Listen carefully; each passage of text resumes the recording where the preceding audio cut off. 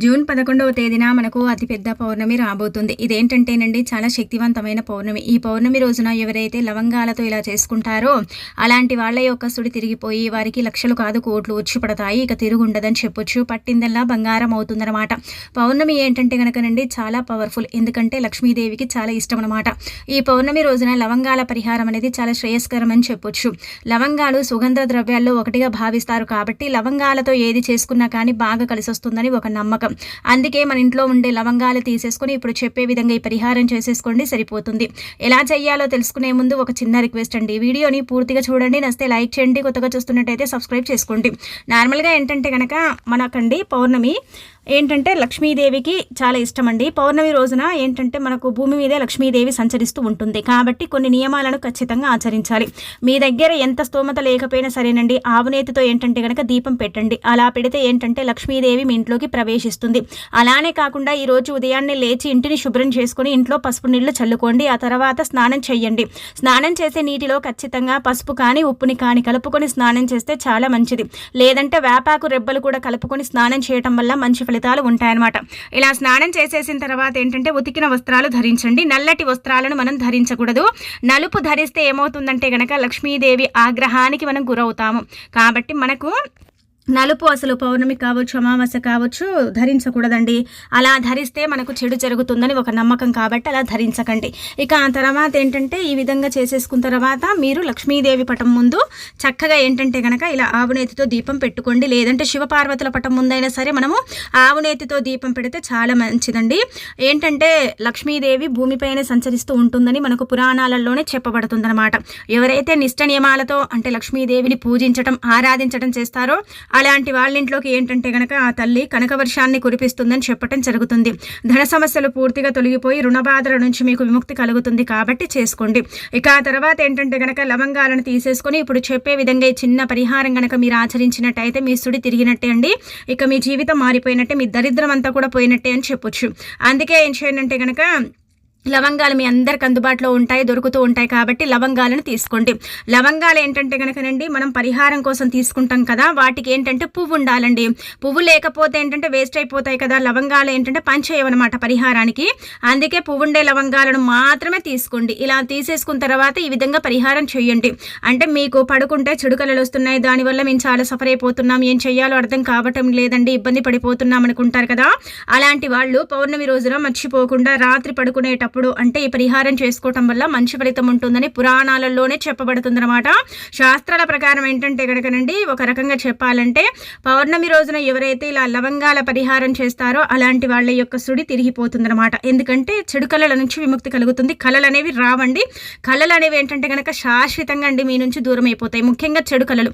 కళల్లో ఏంటంటే కనుక ఏదేదో వస్తుందని కొంతమంది భయపడిపోతూ ఉంటారు. అలానే కాకుండా ఏంటంటే కొంతమంది ఇబ్బంది పడిపోతూ ఉంటారు. కళలు మాకు వచ్చి చాలా వరకు కూడా భయపెడుతూ ఉంటాయండి, కళల వల్ల మేము చాలా సఫర్ అయిపోతున్నామండి అనుకుంటారు కదా. అలాంటి వాళ్ళకండి కళలు రాకుండా, కళల్లో ఏంటంటే గనక భయంకరంగా ఏది కూడా కనిపించకుండా మీకు చక్కగా ఏంటంటే గనక ఆరోగ్యము ఐశ్వర్యం కూడా తెచ్చి పెట్టడానికి ఈ మొదటి పరిహారం పనిచేస్తుంది. అలానే ఏంటంటే గనక కళలకు ఇంకా స్వస్తికి పలకటానికి కూడా ఈ పరిహారం అనేది చక్కగా ఉపయోగపడుతుంది అనమాట. చాలా చిన్న పరిహారమే ఫలితం ఎక్కువగా ఉంటుంది కాబట్టి పౌర్ణమి మనకు తిదివార నక్షత్రం బాగుంది, పవర్ఫుల్ పౌర్ణమి అని కూడా మనం చెప్పొచ్చు. అందుకే మీరేంటంటే గనక ఈ విధంగా పరిహారం అనేది చేసేసుకోండి, సరిపోతుంది అనమాట. ఇది చిన్నదే అనిపించవచ్చు కానీ ఫలితం ఎక్కువగా ఉంటుందండి. మీరు ఎక్కువగా ఫలితాలను అయితే చూడగలుగుతారనమాట. అలా ఏంటంటే గుర్తుపెట్టుకోండి, మీరు ఇలా లవంగాలను తీసుకోండి. అంటే 2 తీసుకోవాలి. పరిహారానికి ఖచ్చితంగా 2 లవంగాలు ఉండాలి, వాటికి పువ్వు ఉండాలి. పువ్వు లేకుండా లవంగాలను తీసుకుంటే వాటి వల్ల ఏం ప్రయోజనం ఉండదు కదా. అందుకే రాత్రి పడుకునేటప్పుడు ఒక గాజు గ్లాస్ని తీసుకోండి. తీసేసుకున్న తర్వాత పడుకునే ముందు పనులు అయిపోయాయి ఇక పడుకుంటున్నామన్నప్పుడు గాజు గ్లాస్లో నీళ్ళని తీసేసుకున్న తర్వాత మీరేంటంటే కనుకనండి 2 లవంగాలను తీసుకోండి. కుంకుమ కానీ లేదంటే సింధూరం కానీ ఏదైనా పర్వాలేదండి, చిటికెడు తీసుకోండి. తీసేసుకున్న తర్వాత ఏంటంటే కనుక కలర్ రాబోద్దని మీరు సంకల్పం చెప్పుకొని లవంగాలకు ఆ తర్వాత గాజు గ్లాస్లో ఈ విధంగా ఇక్కడ చూయించే విధంగా ఇన్ని నీళ్ళను తీసుకొని అనంతరం వచ్చేసి లవంగాలను వేసేసి చిటికెడు కుంకుమన కానీ లేదంటే గనక సింధూరం కానీ వేసేసి ఆ తర్వాత ఏంటంటే గనక మీరు పడుకునే చోట పెట్టుకొని నిద్రించండి. కింద పడుకుంటే తలపై భాగంలో, మంచం మీద పడుకుంటే మీరు తల కింద అంటే మంచం కింద మీరు పడుకునే చోట తల దగ్గర పెట్టుకోవాలి. అలా పెట్టేసి ఏంటంటే గనక నిద్రించాలి. రాత్రంతా కూడా పడుకోవాలండి. అంటే రాత్రంతా కూడా పెట్టుకోవాలి. రాత్రంతా కూడా మనం ఏంటంటే గనక ఎన్నిసార్లు లేచినా కానీ ఆ నీటిని అయితే చూడకూడదు. కొంతమంది లేస్తూ ఉంటారు కదండి, అంటే నిద్ర పట్టక లేదంటే కనుక ఇలా లేవటాలు, కొంతమంది అటు ఇటు తిరగటాలు ఇలాంటివి చేస్తూ ఉంటారు. చేసినప్పుడు కూడా మీరు ఏంటంటే కనుక ఆ నీళ్ళను చూడకండి, అవి తాకకండి.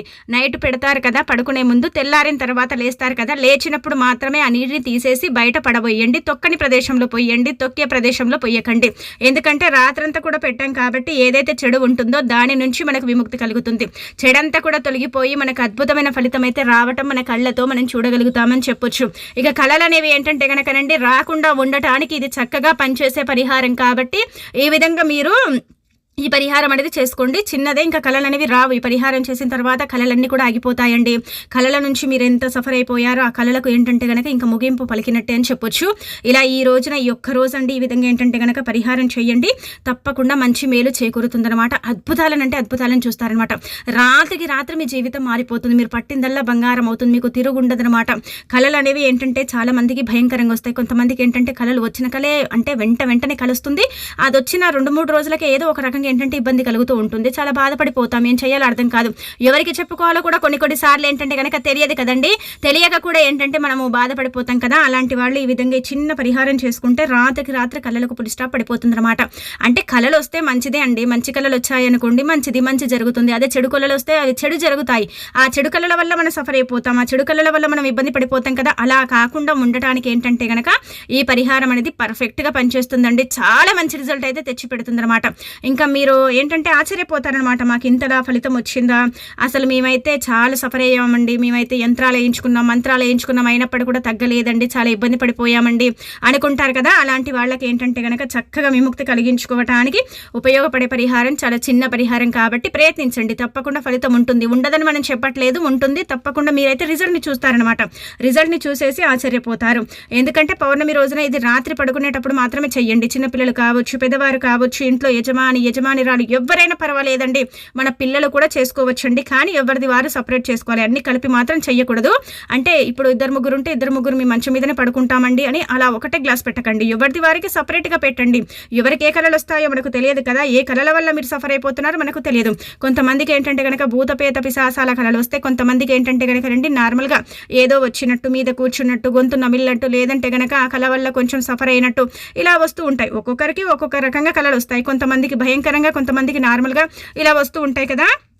అలాంటి వాటి నుంచి కూడా మీరు బయటపడటానికైతే ఈ పరిహారం అనేది పనిచేస్తుంది కాబట్టి ప్రయత్నించేసి చక్కగా ఫలితం పొందండి. మీకుండే ఇబ్బంది అంతా కూడా పోగొట్టుకోండి. పౌర్ణమి చాలా శక్తివంతమైనది కాబట్టి ఈ పౌర్ణమి రోజున ఈ విధంగా మీరు పరిహారం చేసుకుంటే మీకు మంచి జరుగుతుంది, దైవానుగ్రహం కలుగుతుంది. ఆ భగవంతుడి యొక్క ఆశీస్సులతో ఎల్లప్పుడూ కూడా సుఖ సంతోషాలతో ఉండగలుగుతారని చెప్పొచ్చు. కాబట్టి ప్రయత్నించుకోండి, ఖచ్చితంగా మార్పునైతే చూడగలుగుతారు. లవంగాలే కదా, లవంగాల వల్ల ఏం జరుగుతుంది అనుకోకండి. లవంగాలు ఏంటంటే లక్ష్మీదేవికి ఇష్టం, నీళ్లు నారాడిగా చెప్పబడతాయి. కుంకుమ చాలా వరకు కూడా దిష్టిని తీసేస్తుంది, సింధూరం కూడా అలాగే ఏంటంటే కనుక మంచి చేకూరుస్తుంది అనమాట. అందుకే ఇవన్నీ కూడా కలుపుతున్నాం కాబట్టి మనం మంచి రిజల్ట్ని చూడొచ్చు. ఇక ఆ తర్వాత ఇంకొక పరిహారం అండి, ఇది కూడా లవంగాలకు సంబంధించింది అని చెప్పొచ్చు. ఇలా కళలు కాకుండా ఏంటంటే కనుక నార్మల్గా అండి కొంతమందికి ఏంటంటే ఇలా దరిద్రం పట్టి పీడిస్తుంది. అలానే కాకుండా చెప్పాలంటే కనుక ఒక రకంగా అండి ఇలా మాకు దిష్టి కొడుతూ ఉంటుంది, దిష్టి వల్ల మేము సఫర్ అవుతూ ఉంటామండి, ఏం చేయాలో అర్థం కాదనుకుంటారు కదా. అలాంటి వాళ్ళు ఇప్పుడు చెప్పే విధంగా ఈ పనిని చేసేసుకోండి, సరిపోతుందన్నమాట. మీరు అంటే చిన్న పరిహారం అండి, ఒక తమలపాకుని తీసేసుకొని అందులో ఏంటంటే చిటికెడంతా కుంకుమ కానీ సింధూరం కానీ, అంటే కుంకుమ సింధూరం ఏదైనా పర్వాలేదండి, ఇదే తీసుకోండి అదే తీసుకోండి రూల్ ఏమీ లేదనమాట. 2 లవంగాలను తీసుకోండి. ఇలా తమలపాకులో మాత్రమే పెట్టాలి. తమలపాకు ఒకవేళ దొరకదు లేదనుకుంటే మాత్రం రావి ఆకుడు తీసేసుకుని అందులో పెట్టుకోవచ్చు. తమలపాకు దొరికితే తమలపాకులో కూడా పెట్టొచ్చు. ఇలా పెట్టేసిన తర్వాత ఏంటంటే కనుక మీరు అంటే మాటికి భయము, బుగులు, ఆందోళన, తెలియని డిప్రెషను, ఇబ్బంది, బాధ ఇలా కలుగుతూ ఉంటుందండి. ఉన్నట్టుండి ఏడుస్తూ ఉన్నట్టుండి మేము ఇబ్బంది పడిపోతూ ఉంటామండి, ఏం చేయాలో అర్థం కాదనుకుంటారు కదా. అలాంటి వాళ్ళు గట్టిగా సంకల్పం చెప్పుకోండి. చెప్పేసుకున్న తర్వాత దీన్ని తీసుకెళ్ళి రావి చెట్టు మొదట్లో వదిలేసి రండి. ఇలా చేయటం వల్ల ఏమవుతుందంటేనండి మీ భయము, బుగులు, ఆందోళన, దిష్టి దోషం ఇలాంటి చిన్న సమస్యలు ఉంటాయి కదా, అలాంటి వాటి నుంచి మీరు బయటపడగలుగుతారు. రావి చెట్టు దగ్గరే పడేయండి. అంటే రావి చెట్టు దేవతా వృక్షం కదండి, అక్కడ పడేయటం వల్ల ఇబ్బంది కలుగుతుందేమో అండి, దానివల్ల మాకు చెడు జరుగుతుందేమో అండి అంటే కనుక ఏం చెడు జరగదు. ఇది శాస్త్రంలో చెప్పబడ్డ పరిహారం కాబట్టి పౌర్ణమి రోజున ఎవరైతే ఈ విధంగా ఆచరిస్తారో అలాంటి వాళ్లకు మంచి ఫలితాలు ఉంటాయన్నమాట. భయం అండి తెలియకుండా ఏంటంటే కనుక మనం ఏదో చెయ్యకపోయినా చేసినట్టు భయపడుతూ ఉంటాం. కొన్నిసార్లు ఏంటంటే కాళ్ళు చేతులోనికి పోతూ ఉంటాయి, ఏం చేయాలో అర్థం కాదు, పనికి వెళ్దామంటే భయం అవుతూ ఉంటుంది, బుగులు లేస్తూ ఉంటుంది, తెలియకుండానే కన్నీళ్ళు వచ్చేస్తూ ఉంటాయి కదా.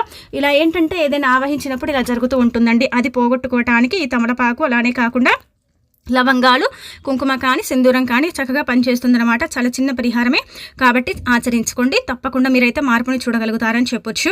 అంటే చిన్న చిన్న పరిహారాలండి మనకు పెద్దగా ఫలితాలను ఇస్తాయి. అలానే కాకుండా ఏంటంటే కనుక మంచి ఫలితాలతో పాటు మన జీవితాన్ని మారుస్తాయి. అవే ఏంటంటే మనం చాలా బాధపడతాం, ఇబ్బంది పడతాం కదా, వాటికి చెక్ పెట్టవచ్చు. ఇక అనంతరం వచ్చేసి ఇంకొకటి ఏంటంటే దిష్టి అండి, బాగా దిష్టి కొడుతూ ఉంటుంది, ఇంకా ఇబ్బంది కలుగుతూ ఉంటుంది అంటారు కదా.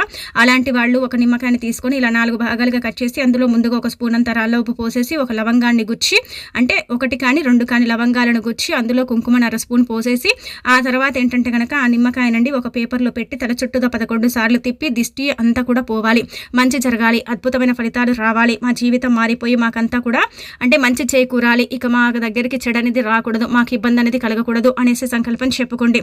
అలా చెప్పేసుకున్న తర్వాత ఆ నిమ్మకాయని ఏంటంటే కనుక ఆ పేపర్లోనే చుట్టేసి దూరంగా పడేయండి. ఇలా చేయటం వల్ల ఏమవుతుందంటే కనుక మీకు అంటే ఇలా దిష్టి ఉంటుంది కదా, ఆ దిష్టి నుంచి మీకు విముక్తి కలగటానికి అవకాశం ఉంటుంది. దిష్టి అనేది మీకు కొట్టదు, దిష్టి అనేది మీ దగ్గరికి రాకుండా పనిచేస్తుంది. అలానే కాకుండా దూర ప్రయాణం చేస్తున్నాం, పౌర్ణమి ఉంది, మాకు కొన్నిసార్లు పౌర్ణమి కలిసి రాదండి, కొంతమంది బాధపడుతుంటారు కదా, అలాంటి వాళ్ళకు కూడా ఏంటంటే కనుక పౌర్ణమి అనుకూలించేలాగండి ఈ నిమ్మకాయ పరిహారం ఉపయోగపడుతుంది. నిమ్మకాయ ఇలా 4 భాగాలుగా కోసినప్పుడు ఏమవుతుందంటే కనుక 4 వైపుల నుంచి కూడా వచ్చే దిష్టి కావచ్చు, దోషం కావచ్చు, ఇంకేదైనా కావచ్చు, అదంతా కూడా తొలగించడానికి ఈ 4 పచ్చడి నిమ్మకాయలు ఉన్నాయి కదండి, 4 బద్దలు, ఇవేంటంటే కనుక చక్కగా ఉపయోగపడతాయి అనమాట.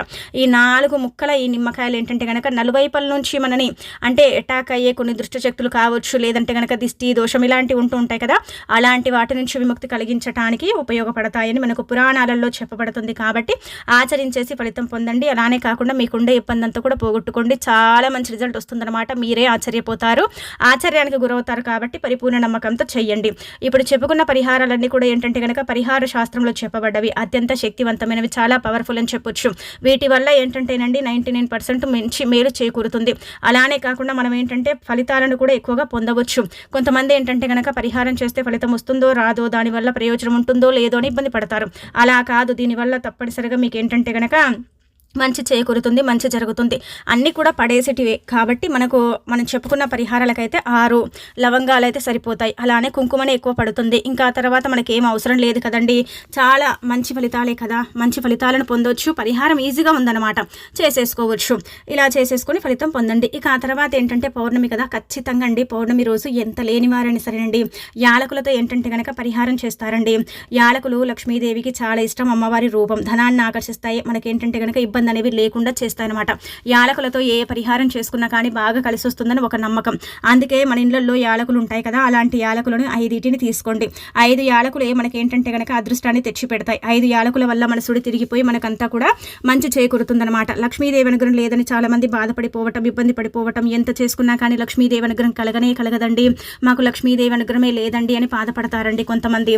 అలాంటి వాళ్ళు పౌర్ణమి రోజున ఏంటంటే కనుక స్నానం చేసిన తర్వాత ఉదయం పూట దీపం పెట్టేటప్పుడు అలా ఒకవేళ ఆ సమయాలలో మాకు వీలు పడదండి, మేము అప్పుడు చేసుకోలేమండి అనుకుంటారు కదా, అలాంటి వాళ్ళు ఏంటంటే సాయంత్రం సంధ్యా సమయం ఉంటుంది కదా, ఆ సమయంలో లక్ష్మీదేవి ఖచ్చితంగా భూమి మీద అంటే ఇలా ప్రయాణిస్తూ ఉంటుందన్నమాట, భూమి మీదే తిరుగుతూ ఉంటుంది. ఆ సమయాలలో ఏంటంటే కనుక లక్ష్మీదేవికి ఇష్టమైన యాలకుల పరిహారం చేసుకుంటే ఖచ్చితంగా మన ఇంట్లోకి వస్తుంది, మన ఇంట్లో అడుగు పెడుతుంది, మనకు కావలసినంత ఐశ్వర్యం ఇస్తుంది, మన ఇంట్లోనే తిష్ట వేసుకుని కూర్చుంటుంది అనమాట. చాలా మందికి యాలకుల గురించి తెలియని రహస్యం అండి. పౌర్ణమి రోజున 21 యాలకులు తీసేసుకొని అంటే పసుపు రంగులో ఉండే దారం తీసుకొని ఆ యాలకులు ఏంటంటే కనుక సూది సహాయంతో మాలలాగా చేయాలండి. 21 యాలకులు తీసుకోవాలి. తీసేసుకున్న తర్వాత ఇలా మాలలాగా గుచ్చిన తర్వాత ఆ యాలకులను ఏంటంటే కనుక లక్ష్మీదేవి చిత్రపటానికి సమర్పించినట్టయితే మంచి ఫలితం ఉంటుందన్నమాట. దరిద్రుడు కూడా ధనవంతుడైపోతాడు, బిచ్చగాడు కూడా ధనవంతుడవుతాడు. అలానే కాకుండా ఏంటంటే కనుక డబ్బు 4 వైపుల నుంచి ఆకర్షిస్తుంది, ధన సమస్య ఏదైతే ఉంటుందో అది పూర్తిగా తొలగిపోతుందన్నమాట. అద్భుతాలు జరగటానికి యాలకుల పరిహారం ఏంటంటే పౌర్ణమి రోజు పర్ఫెక్ట్గా పనిచేస్తుంది. చాలా మందికి తెలియని విషయం అనమాట. మనం ఏంటంటే శుక్రవారం రోజున యాలకుల మాలను అమ్మవారికి సమర్పిస్తూ ఉంటాం, కష్టం ఉన్నప్పుడు, కోరిక తీరినప్పుడు. అలానే కాకుండా ధనం రానప్పుడు చేస్తాం, ధనం రానప్పుడు చేసుకోవచ్చు, కష్టం ఉన్నప్పుడు చేయొచ్చు. కానీ నార్మల్గా ఏంటంటే కనుక పౌర్ణమి రోజున ఈ విధంగా ఆచరించుకోవటం వల్ల అయితే మంచి ఫలితాన్ని చూడటం అనేది జరుగుతుందన్నమాట. కావున మీరేంటంటే కనుకనండి ఈ విధంగా ప్రయత్నించండి. ఒకవేళ వీళ్ళుంటే విపరీతంగా ధన సమస్య ఉంది, డబ్బు రావటం లేదు, నరకం చూస్తున్నాము, డబ్బు పుట్టట్లేదు అనుకుంటారు కదా, ఎంత కష్టపడ్డా కానీ రూపాయి కూడా మిగలదండి, రూపాయి కూడా మాకైతే అసలు అంటే ఇబ్బంది అండి, అసలు పుట్టదండి అనుకుంటారు కదండి, అలాంటి వాళ్ళు ఈ విధంగా ప్రయత్నించండి. ఇలా ప్రయత్నించిన తర్వాత వ్యాపారాలు మూతబడ్డాయి, వ్యాపారాలు తిరిగి మళ్ళీ ప్రారంభించాలనుకుంటున్నాం, వ్యాపారంలో కూడా అంతే ఇబ్బంది ఉందండి, వ్యాపారంలో కూడా చాలా వరకు కూడా ఏంటంటే గనక మాకు బాధలు ఉన్నాయండి అనుకుంటారు కదా, అలాంటి వాళ్ళు కూడా అండి ఆ యాలకుల మాలను సమర్పించిన తర్వాత తీసేసి బీరువాలో కానీ, వ్యాపారం చేసే చోట కానీ, లేకపోతే ఏంటంటే కబోర్డ్స్లో కానీ పెట్టుకోండి. లక్ష్మీదేవికి సమర్పించాం కాబట్టి అవి పవిత్రంగా మారుతాయి, ధనాన్ని ఆకర్షిస్తాయి, రుణబాధను తీసేస్తాయి, డబ్బు ఏదో ఒక రూపంలో చేతికి అందేలాగా చేస్తాయి. యాలకుల మాల అత్యంత శక్తివంతమైనది, చాలా చాలా పవర్ఫుల్ అని చెప్పొచ్చు. శాస్త్రాల ప్రకారం యాలకులను ఏంటంటే గనక ధనంతో పోలుస్తూ ఉంటారండి. అంటే డబ్బుని ఆకర్షించడానికి నెంబర్ 1గా పనిచేస్తాయి. మనం ఏంటంటే సుగంధ ద్రవ్యాల్లో ఒకటి కదా యాలకులు, లక్ష్మీదేవికి చాలా ఇష్టం అనమాట. యాలకులు ఏంటంటే గనక మంచి వాసన కలుగుంటాయి. అలానే కాకుండా తీపి పదార్థాలలో ఇలా వాడుతూ ఉంటాం, పరిహారాల కోసం కూడా ఉపయోగిస్తాం. అలానే ఏంటంటే పరిహారాల పరంగా ఈ విధంగా మాలను సమర్పించడం కానీ, కొన్ని విధి విధానాలను ఆచరించడం కానీ చేస్తాం. కాబట్టి వ్యాపార సంస్థల్లో కానీ, ఇంట్లో కానీ ఎక్కడైనా సరే పెట్టుకోండి. వీలుంటే చేసుకోండి, కుదరదండి అంత చేయలేమండి అనుకుంటే నార్మల్గా ఏంటంటే 5 యాలకులను తీసేసుకొని మీరు ఏం చేయండి అంటే కనుక లక్ష్మీదేవి పటం ముందు పెట్టండి. పెట్టేసిన తర్వాత గట్టిగా సంకల్పం చెప్పుకోండి. అమ్మ మాకు మంచి జరగాలి, మంచి ఫలితాలు రావాలి, మా జీవితం మారిపోవాలి, ఎలాగైనా సరే తల్లి డబ్బుని ప్రసాదించు, ధన సమస్య ఏదైతే ఉంటుందో దాన్ని తీర్చమ్మా, నువ్వు తప్ప మా ధన సమస్యను ఎవ్వరూ తీర్చలేవు, నువ్వు అనుగ్రహిస్తే బిచ్చగాడు సైతం కుబేరుడు అవుతాడు కదమ్మా అన్నట్టుగా ఇలా సంకల్పం చెప్పుకోండి. 5 యాలకులు తీసుకొని లక్ష్మీదేవి పటం ముందు పెట్టి దీపధూప నైవేద్యాలతో పూజించుకోండి. పూజించుకున్న తర్వాత ఆ యాలకులను తీసేసి మీ పర్సులో పెట్టండి. భర్త సంపాదన పెరుగుతుంది, అదృష్టం అనేది పడుతుంది, చక్కగా ఐశ్వర్యవంతులుగా మారిపోతాము, ఇబ్బంది అనేది తొలగిపోయి మనకంతా కూడా మేలు చేకూరుతుందన్నమాట. ఇలా కూడా పౌర్ణమి రోజున ఈ పరిహారం చేయొచ్చు. అలా ఏంటంటేనండి ఈ పరిహారాలన్నీ కూడా శాస్త్రాల్లో చెప్పబడ్డవి కాబట్టి ఎంత నమ్మకంగా చేసుకుంటారో అంత మంచి ఫలితాలను అయితే మీరే మీ కళ్ళతో చూసి ఆశ్చర్యపోతారని పురాణ గ్రంథం చెబుతుంది. కాబట్టి ప్రయత్నించండి.